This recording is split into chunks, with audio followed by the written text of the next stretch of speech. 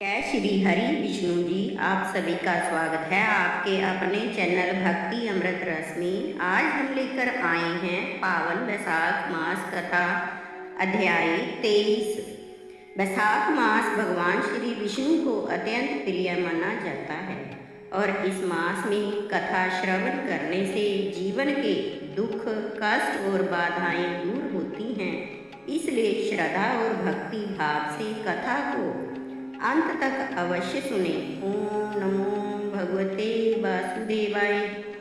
पूजा विधि: सुबह जल्दी उठकर स्नान करें, स्वच्छ वस्त्र धारण करें। पूजा स्थान पर भगवान श्री हरि विष्णु जी और माता लक्ष्मी जी की प्रतिमा स्थापित करें। घी का दीपक और धूप जलाकर भगवान को फूल, तुलसी दल और फल अर्पित करें और ओम नमो भगवते वासुदेवाय मंत्र का जाप करें। श्रद्धा भाव से वैशाख मास कथा अध्याय 23 का पाठ श्रवण करें और अंत में श्री हरि विष्णु जी की आरती करें। कथा: श्री श्रुतदेव जी बोले, अब मैं इस पाप नाशक महात्म्य का वर्णन करता हूँ। माघ मास में शुक्ल पक्ष की अक्षय तृतीया के दिन जो सूर्योदय में प्रातःकाल स्नान करते हैं वे संपूर्ण पापों से छूटकर विष्णु लोक को जाते हैं। जो देवता पितृ और ऋषियों के निमित्त तर्पण करें उसमें संपूर्ण वेद आदि शास्त्र पढ़ लिए, सब यज्ञ कर लिए और 100 श्राद्ध कर लिए। जो मधुसूदन भगवान का पूजन कर अक्षय तृतीया के दिन कथा सुनते हैं वे मुक्ति पाते हैं। जो मधुसूदन भगवान की प्रसन्नता के लिए दान करते हैं वे मधुसूदन भगवान की आज्ञा से अक्षय फल देने वाले होते हैं। यह तिथि देवता ऋषि पितृश्वरों की है। इसमें सनातन धर्म करने पर देवता पितृश्वर और ऋषियों की तृप्ति होती है। इस तिथि की प्रख्याति कैसे हुई वह भी मैं तुम्हें बताता हूँ। हे राजन, तू सावधान होकर सुन। प्राचीन समय में राजा बलि के संग इंद्र का युद्ध हुआ और देवता और दैत्यों का भी आपस में द्वंद्व युद्ध हुआ। इंद्र पातालवासी बलि को जीतकर फिर पृथ्वी पर उतथ्य के आश्रम में गया। वहां जाकर उसकी मंदगामिनी गर्भिणी पत्नी को देखा जिसके कमर में सुवर्ण सूत्र में बद किंकनी शोभा दे रही थी। उसके कंकनों की झनकार ने मधोन्मत्त भ्रमर और कोकिलाओं के शब्दों को जीत लिया था। अनेक प्रकार के वस्त्र धारण किए वह मधुर भाषणी और मंद मंद हास्य युक्ता शोभा दे रही थी। कुंभ के सदृश 3 कुचों से उसकी अपूर्व शोभा हो रही थी। विकसित कमल के समान उसका मुख था और नील कमल के समान नेत्र थे। केतकी के उदर के समान पीत और मनोहर गालों वाली परिश्रम से श्वास भरती हुई दिनाक्षी पर्णकुटी की ओर मुख किए थी।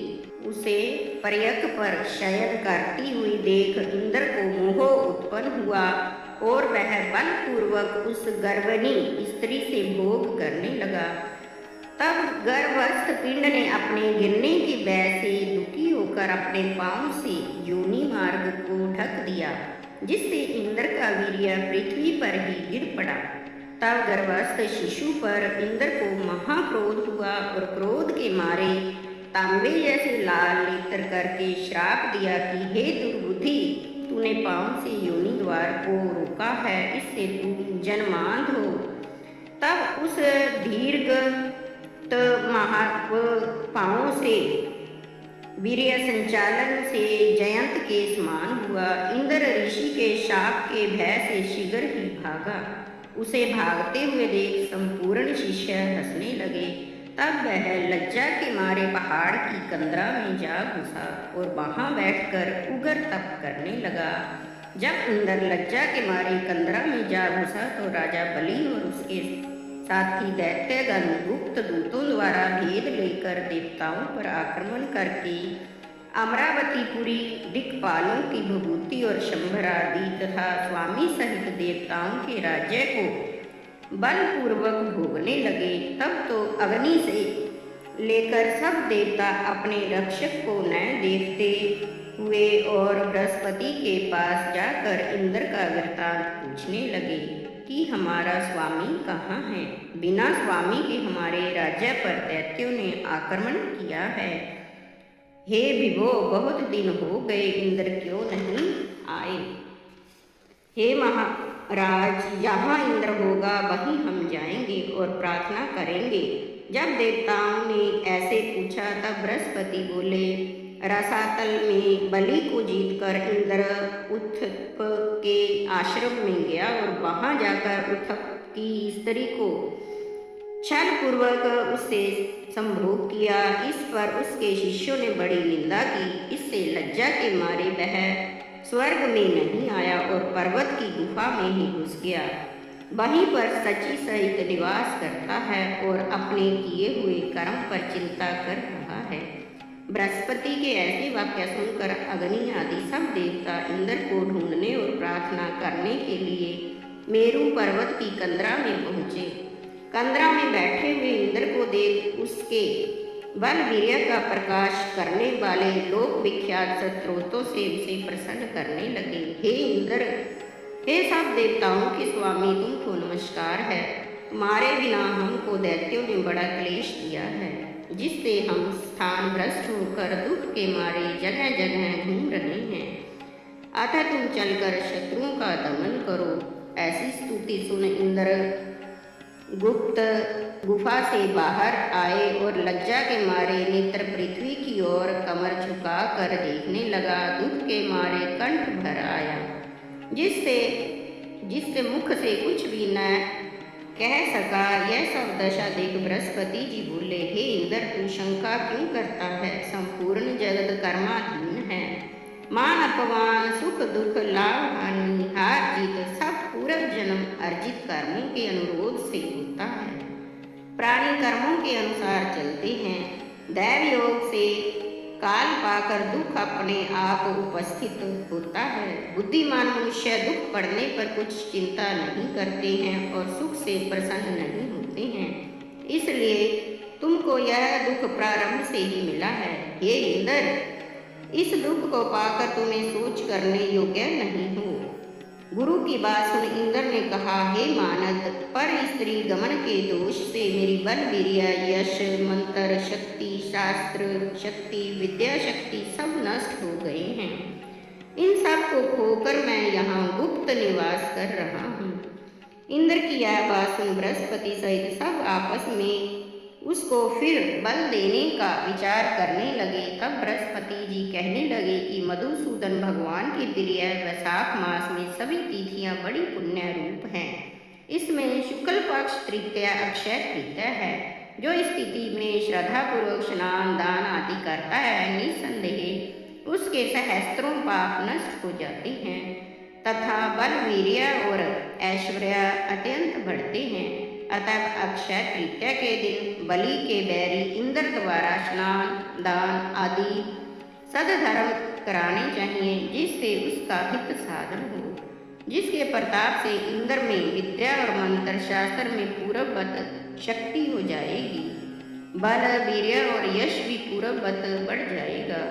देवताओं समेत बृहस्पति ने ऐसा विचार कर इंद्र से वैशाख के धर्म कराए।